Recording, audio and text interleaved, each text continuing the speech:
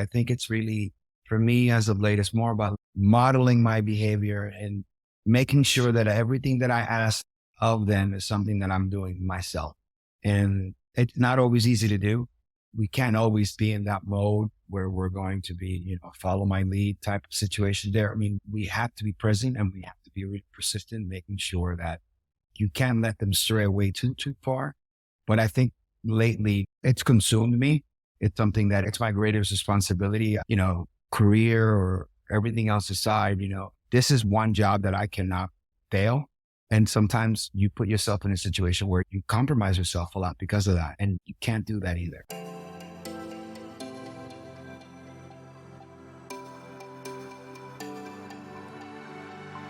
Hey, I'm Jade Ellison, a multi-passionate creative based out of New York City who's obsessed with personal development and anything business, from marketing, branding, creating online programs to launches, and helping you step into your true self so that you can share your gifts with the world. Gain insights with manifesting, creating life on purpose, and get ready to elevate yourself in ways that will surprise even you. Included in your weekly dose of inspiration, get ready to be entertained, uplifted, and encouraged to take action with simple and easy to apply tips, tools, and strategies that fit into your busy daily life, sprinkled with some woo-woo along the way. From embracing your confidence to mastering success habits, setting achievable goals, and ways to harness positive mindsets and beliefs so that you can kick self-doubt and your inner critic to the curb where they belong. Whatever's on the topic call sheet, I'll help you navigate the raw, messy, and sometimes hilarious truths of achieving success, abundance, and happiness, all while encouraging you to become the best version of yourself. So think of me as your go-to girlfriend, talking over some coffee, getting real, and giving you some amazing advice to go from hot mess to thriving success. This is the Uber Savvy Life and Biz podcast. I had so much fun with our guest this week.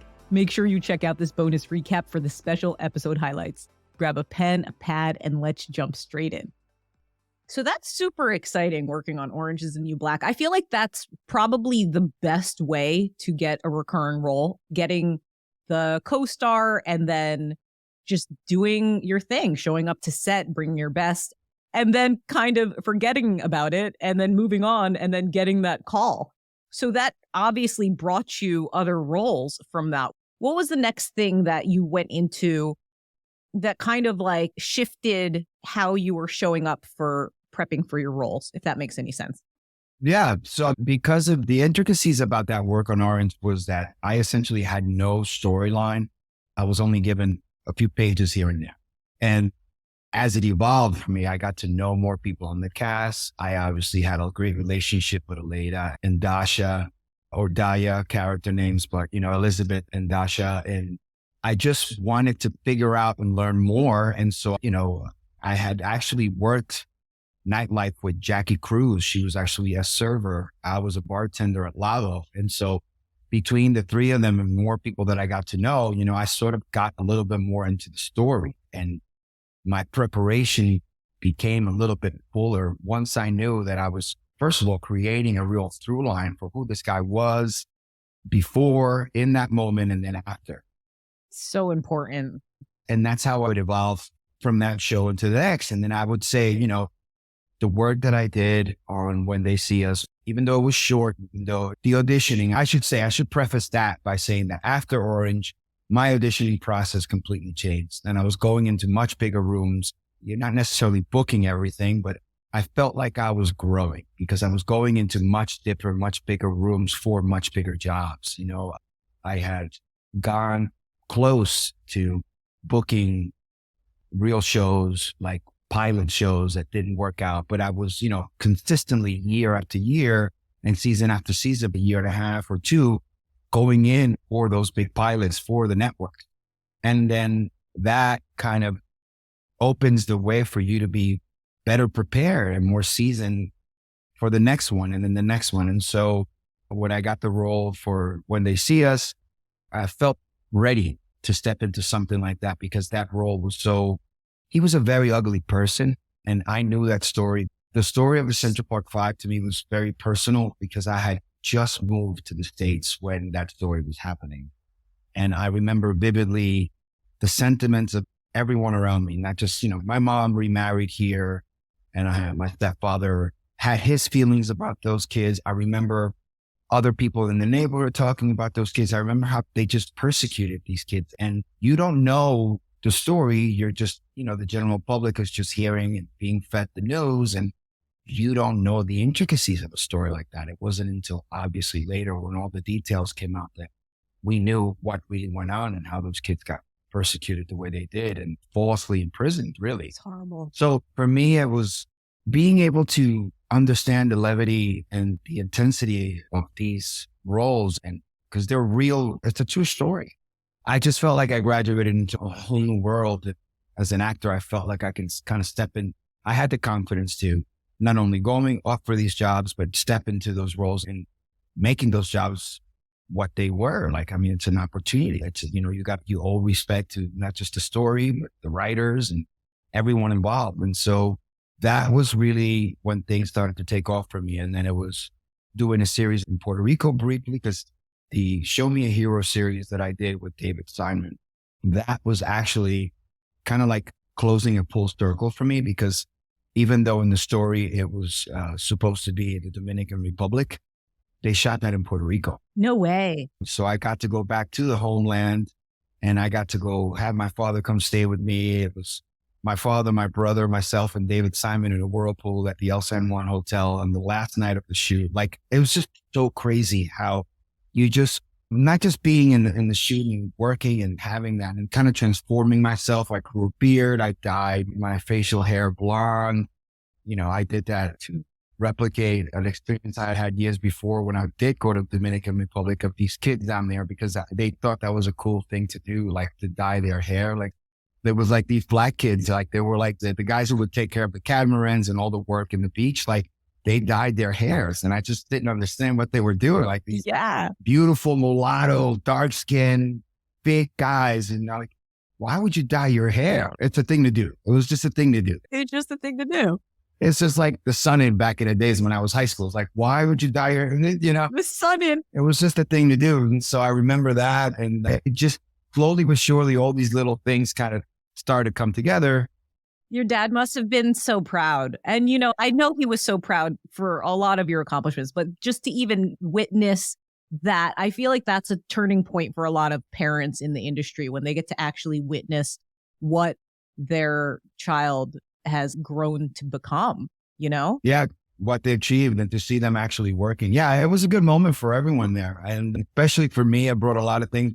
I always say, Jade, that I've always lived to make them both proud. Even as a grown man, even as a grown adult, you owe that to them, when you understand the sacrifice. So yes, it was a time of our lives that we will never forget. And it was, like I said, I closed the big circle. I actually got to go back to Puerto Rico and work in all those years. He left the country to go do this, and now he's actually coming back here to do more work. So it was great. It was fantastic to do that. And to have my brother there as well was just, kind of icing on the cake. That's incredible. Putting all that stuff together, you're just in a much more secure place, so then you can go out and actually do your best work when you have the confidence to actually do it, when you start believing in yourself more. Absolutely. Things lined up. Things really just began to, and they just continued to line up. I got my agents, I have my manager, representation solid. All those details and all those aspects of my career are now solid. That in turn made it possible for me to go into much bigger rooms. I ended up booking a pilot, which we actually shot in Canada. So I got to go work in Canada, The Trustee. Yeah, that's right. And was that before or after the world closed? That was 2017. That was 2017. And so that was your first pilot in 2017? 2017. That was the first pilot. And that actually, we shot it. It was there. Michael Cutlitz, Laverne Cox was the lead in the show. And it was, it was amazing. It was, I spent the week in, oh my goodness, not Toronto, but Montreal? No, Montreal, the West Coast. The West, British Columbia. No. No, I'm messing it all up. No, it's, my God. Vancouver. It's the West, Vancouver. Thank you. Got to spend a month out in Vancouver. Nice. A month and a half. Did you find yourself talking like Canadians? I have so many Not Canadian at all. friends. Not at all. But I found myself wishing that I could move to Canada, because let me tell you, I still think Canada, what a place. I've been to Toronto now 3 or 4 times for work, and I've been there, and I would love. It's so easy for us here in New York, by the way. It's like a quick hour flight. But Canada has been good to me. And coming back from that experience, and then of course the pilot did not get picked up, but nonetheless, it's like I have now an actual record of, being paid as a series regular. And so now you are sort of you're at a different level, right? You have comps, as they call in the real estate world. You have comps that you can match. I love it. So I was just stacking on my chips. And I feel like I'm never going to be out of that mode of working, and work begets work, as they say. But you always have to stack your chips and continue to build and grow in the last experience, in the last job. And that's where I find myself now. I was blessed to get hired for the Power series Ghost. That really catapulted me into another level, I feel. How was working with Mary J. Blige? Mary J is a legend, Yeah. And I think I had a lot of, insecurities. Naturally. I mean, she's like an icon. She's a total icon. But again, having had those experiences of all those years of stacking my chips, so to speak, and I've been hired for a pilot. I've worked on TV now. I can do this work. And after that pilot, I did get some subsequent work in other, NCIS, and I did Chicago PD, and I did some other work. And so now, like, my face was out there a little bit more. You have a body of work that gets you some type of, you build some credibility. Yeah. And you build, and the community and cast and production, you can sort of trust that and empower you to be part of their work. And, you get opportunities from that. And it builds your confidence. It builds the confidence. And your security. Yeah. Knowing that you got this, like being on set, you built yourself up. You've worked enough. You've lived your life. Yeah. And now you're amongst people that are effortless to play with. Otherwise, you wouldn't be there.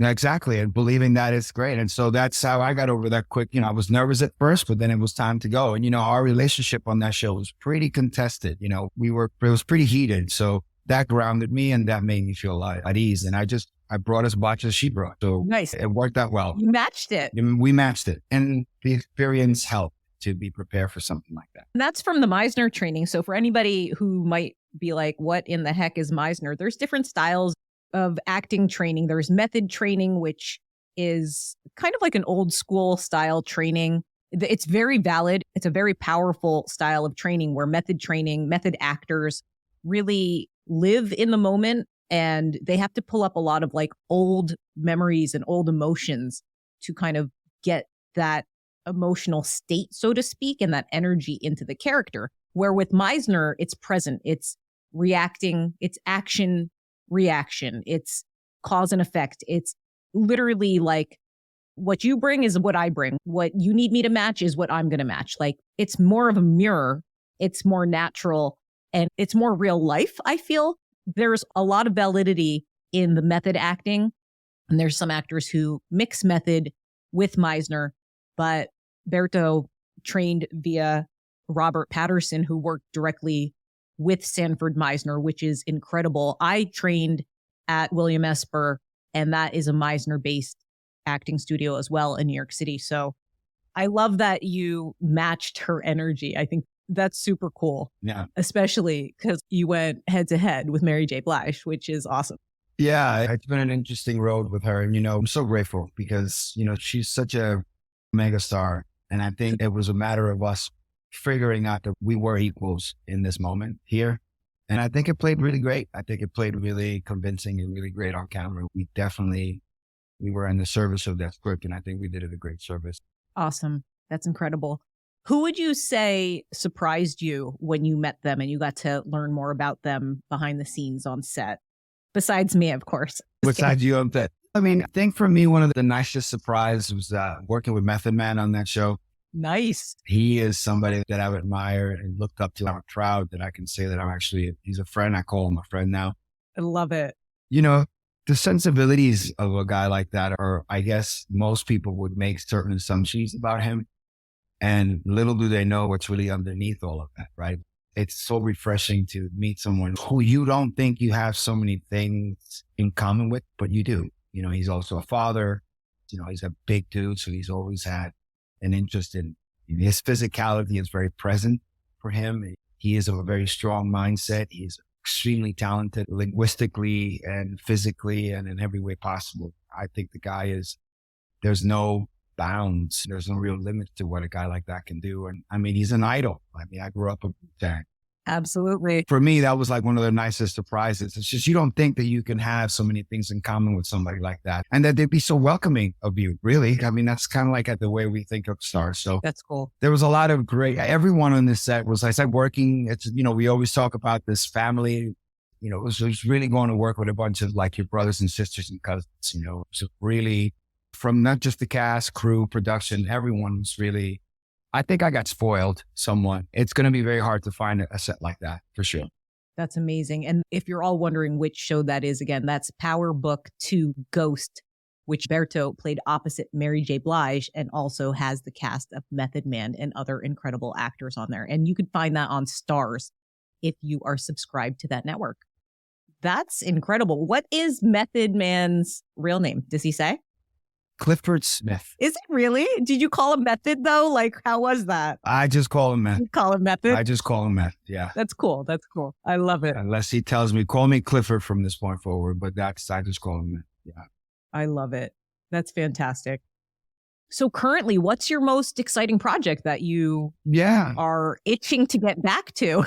Yes, because the project is on hold, unfortunately. But yeah, so I was really lucky to kind of transition right at the very end of Ghost, because my character meets his timely death.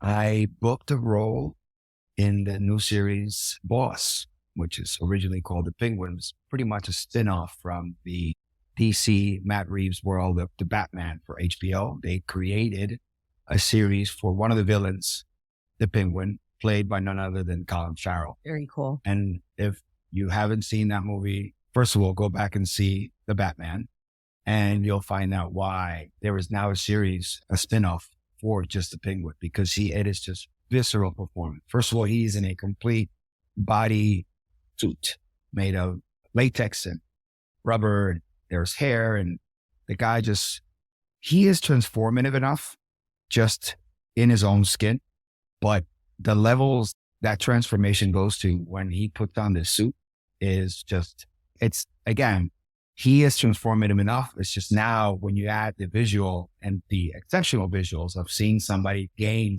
70 pounds and it doesn't look like it's fake, and his speech, the evil that this guy is, the Penguin, and the sort of like the new spin on this villain who was sort of, the Penguin has never been a very, I don't know, I guess you would say, I've never viewed the Penguin as, he's, small and kind of like squirmy. Right. He was a villain because he was definitely evil, but easily subdued. Like, you can get him, you cut off the parachute, you figure out where umbrellas are at and you find them or whatever. Or if you take his umbrella away, his powers, he's rendered top, right? Like, he wouldn't really contest Batman in any way, physically.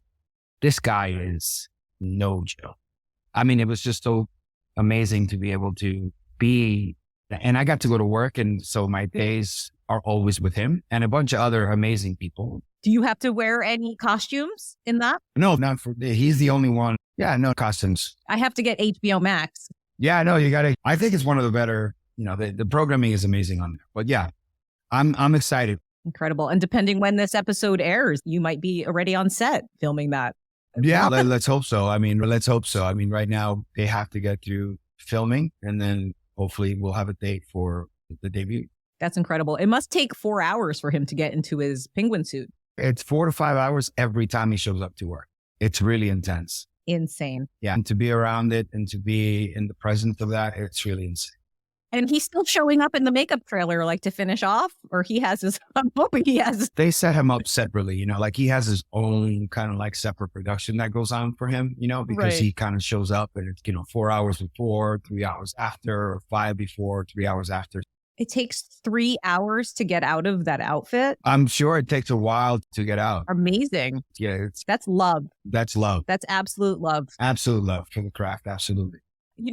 How big is your smile every time you have a early call and like you wake up at 3 a.m.? I don't think I ever complain when I have to wake up so early to be on set. Yeah, I know. There's never a complaint when it comes to that. My wife always makes fun of me because it's, my goodness, how do you do that? It almost like we're just in such a high, right? 3 o'clock in the morning, we're driving or someone's picking us up and you don't sleep. I don't sleep. It's just like the whole day. That means that my day is going to be 16 hours, and it doesn't feel like it at all. No, there's so much energy and adrenaline. And that's what I love about being on set. I feel like everybody is so intricately masterful with their specific task, with their department, with their job. And everybody's happy to be there, from the grips to lighting to sound to hair and makeup. Absolutely. Catering, crafty. That's what we call it on set, crafty, craft services. Yeah. We eat things that we wouldn't typically even eat at our own home, but it's there. Yeah.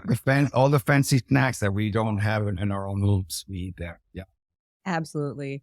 So what would you say is an ideal for you with your acting? I know that you have some ideas for writing your own work and producing that.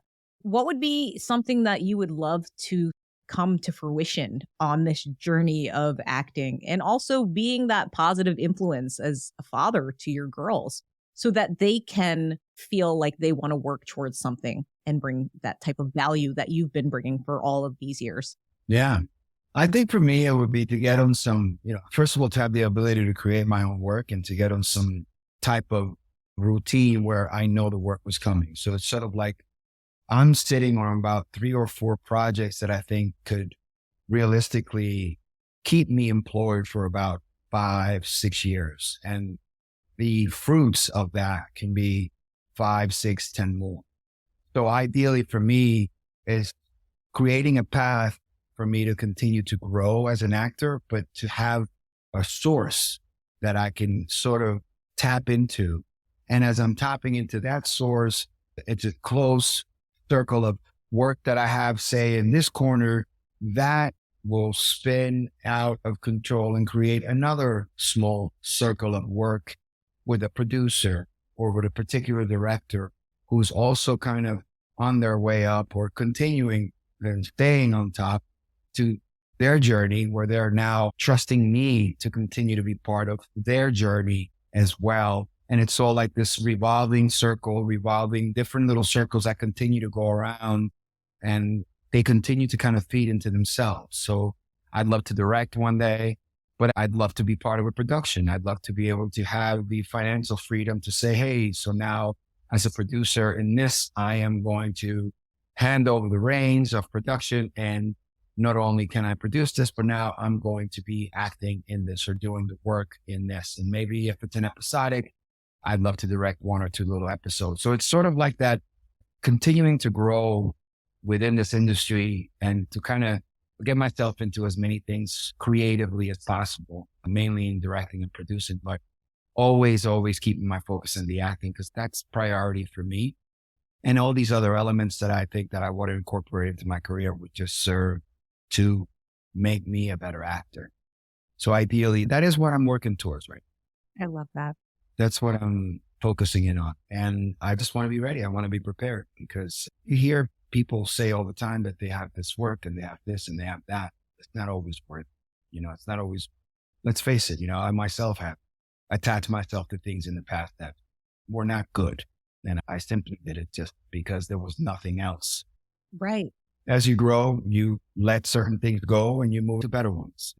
Right. It's easier to spot the things like, am I doing this because there's nothing else going on? Or am I doing this because it really means something to me, because I want to bring this value that I have within me to this project? 100%. Yeah. Yeah. And with just being that ongoing role model in your family for your daughters to know that, yes, it's good to have fun and it's good to enjoy your teens, but at the same time, to have that vision and to have something to work towards. What would you like to say for those who are listening, who have young children, who have even older children that they want to make sure that they instill this guidance in? Now, as of late, I think that we bombard kids with a lot of different words and a lot of things. We bombard them with messaging. And I've come to the realization that, they're not always going to be ready to receive that message. As of late, what I'm trying to do is model my behavior more. It's more about actions than words. We have to be disciplinarians. We have to set rules and we have to set boundaries. But I think it's really, for me as of late, it's more about modeling my behavior and making sure that everything that I ask of them is something that I'm doing myself. And it's not always easy to do. We can't always be in that mode where we're going to be, follow my lead type of situation there. I mean, we have to be present and we have to be be really persistent, making sure that you can't let them stray away too far. But I think lately it's consumed me. It's something that it's my greatest responsibility, career or everything else aside, this is one job that I cannot fail. And sometimes you put yourself in a situation where you compromise yourself a lot because of that. And you can't do that either. So I guess my advice would be to model your behavior, to have patience, to deliver that message in a very efficient way, succinct, without much anger, if that's the emotion that's governing that type of message, or excitement. You have to sort of be even keel with them and thorough and celebrate their wins, highlight the things that you got to highlight, focus on the good times and focus on being present with them, as much as possible. I'm getting away from the idea of being so much the disciplinarian and more of not a friend, but a person that they can come to, even in a moment where they may need redirecting. I'm going to continue to redirect, but I want to try to figure out a way to do it in a better way, just because we end up wasting a lot of time sometimes. Yeah, that's beautiful. That's going to help a lot of our listeners for sure, especially the ones who are pursuing a creative path or who might be pursuing entrepreneurship or creating their online programs or creating a coaching program. Yes. There's a lot of focus, I would say, to bring our best to that, while at the same time wanting to be that incredible role model, like you said, and guiding without stepping too much into the friend zone. Yes. With your own children, so that they still feel like they could come to you, but they also know that what you say is going to matter and help shape them. So you're doing an incredible job. Thank you, Jade. Thank you. You're such an inspiration and you are so down to earth. And I'm so thankful that you did the podcast with me. So thank you so much. Oh, thank you, Jade. Appreciate you. I appreciate you so much. And I would love to leave our listeners with this incredible quote. True happiness comes from the joy of deeds well done, the zest of creating things new. Antoine de Saint-Exupéry. So just to recap this awesome guest episode with Berto, from his influential parents and grandmas in Puerto Rico to instill the positive values of being a role model for his brothers, from watching ESPN, Scholastic Sports America, to following in his mother's footsteps and coming to America to fulfill his passion in sports, to getting accepted to Fordham University on a scholarship for football, and then transitioning his interest to the arts in the entertainment world, stepping into his role as an actor. From working on his recent recurring role, Castillo, in the upcoming DC HBO Max series Penguin, aka Boss, starring Colin Farrell, to his roles that he's best known for as Lorenzo Tejada in the Starz series Power Book 2, Ghost, opposite Mary J. Blige, with an incredible cast, including Method Man, and also his very well-known role where it all started as Cesar in the Netflix hit series Orange is the New Black. Berto, you are such an inspiration for myself and for those tuning in. I hope that you all feel a sense of hope and encouragement and feel inspired to step up to your true passions and live life with this incredible value of being truthful to yourself and what interests you. Berto, I love you so much. Thank you so much for being here. Oh, I appreciate it. I love you too, dear. Can't wait to see you again, Jade. Me too. Thanks for this. Absolutely. I'm so curious which one of the highlights from this special guest resonated with you the most. Circle that and give it some thought over the next 24 to 48 hours. And if it applies to you, make sure you put it into action, because knowledge plus inspiration equals incredible results. Thank you so much for tuning in to the Uber Savvy Life and Biz podcast. That was awesome. We appreciate you. Stay committed to your vision, take consistent action, and know that great things are on the other side of that door. Because remember, only you hold the key to unlock your dream life. So why not start today? I'll see you next time. Thanks so much. Can I just say, you're awesome. You just finished an episode of the Uber Savvy Life and Biz podcast. If you like this episode, feel free to leave a nice review and rate it 5 stars if you found it helpful. But if not, please don't rate it 4 stars. Just ignore this part. However, if you did like it, make sure you share it with a friend who may find some value in the topics discussed today. Be sure to share it with them because you never know who you could uplift. Also, if you want more, check out the show notes in the description, which would include any links that may have been mentioned in this episode. Are you still listening? Are you waiting for a blooper reel? That'd be a really fun idea to throw in the Times. But seriously, are you tired of foggy mornings? Go to jadeellison.com to grab your ultimate caffeine-free boost to supercharge your mornings for success. That's right, your empowered morning mindset checklist. Your great day is just a thought away. Okay, cool. So don't hang up. This is what we're going to do. You good. First of all, that was awesome. You're amazing. You're such a good storyteller. We could wait until your microwave is done. Oh my goodness. Yeah. Do you need to finish? Eat. I want you to take a moment to eat, honestly. It's if you're obviously fucking hungry, if you're going to eat something. Literally. Did you chew? They were they look like Oreos. They were really small ones. Are you moving around? Don't do that. Are you ready? Are you ready to have fun? Let's have rock. Fun. Let's have some fun. Are you ready? And you remember where to look. Here, make sure all your notifications are turned off, Berto. Yeah, everything is on Do Not Disturb. I don't want anyone messing with me when I'm with Jade, so okay, this is it. All right. Awesome. Okay. Do you need to drink water before I start? I'm good. There you go. Thank you, dear. Absolutely. We'll talk soon. Don't hang up yet. Yeah. Absolutely. We'll definitely talk soon.